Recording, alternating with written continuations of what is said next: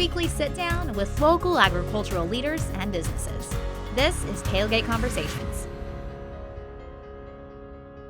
Sponsored by Pinnaker Chevrolet. A healthy hog is a profitable hog, and that's just one reason conservation and agriculture have come together for the complete eradication of feral hogs across our state. Dr. Struber, we're talking about diseases impacting feral swine, and we understand the land implications and what it has on the big scale. But most recently, diseases have been found here in the state of Missouri, contracted from feral swine. So give us an overview of the potential impact it might have.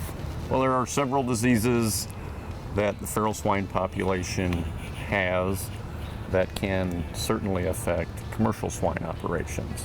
African swine fever is a new virus that can potentially enter our country and in other areas of the world. That virus has used the feral population as a reservoir to maintain the infection throughout the areas, which can then infect the commercial herds. But what about the consumer? How could this long-term potentially impact them? Well, as far as on the economic impact, of course, it's going to be a greater expense for the food that they buy. So as far as being able to feed their families as well or as efficiently, that may become quite more difficult. How are the diseases transmitted from feral to domestic hogs? Well, it could be a variety of ways. Some of these operations that are outside on dirt, there could be some nose-to-nose transmission through a fence. And also in those situations, there's numerous reports of wild boars actually penetrating those fences so they can actually join the herd. In the more confined operations, it would most likely occur through fomites, which fomites are basically your truck, your clothes, your boots, and even your feed. Yeah, well, and that goes back to the importance of biosecurity on these operations. Each disease is treated differently, so there's no vaccination or pill to treat these herds, correct? Well, some diseases they are treatable. Now, whether or not that's economically feasible or is a long-term solution is questionable depending on the type of disease. And then, of course, some of the diseases can be threatening to the human population. Well, it's truly evident that it's a partnership between the Missouri Department of Agriculture and a priority between the Missouri Department of Agriculture and the Missouri Department of Conservation to find a plan and to make sure that's implemented.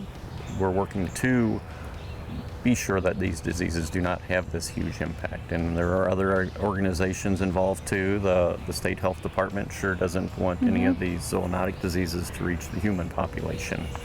And as far as us with the Department of Agriculture, we're trying to work closely with pork producers to be sure that each individual producer has their own secure pork supply plan so they can have their herd prepared with proper biosecurity. So what is your advice to the consumer, to the producer, everyone involved in this chain of events? What's your advice to them? How can they do their part to keep an eye out on the potentials of feral hogs in their area? Well, it's very important that everyone, keeps up their communication. If you see feral hogs, report that to the Missouri Department of Conservation so they know where those populations are and they can address them properly. And then as far as consumers themselves, realize that our pork supply that is within your grocery stores is very healthy and produced under proper regulations. So there's really no reason to not stop eating pork. So keep eating pork. That's the message. That's right.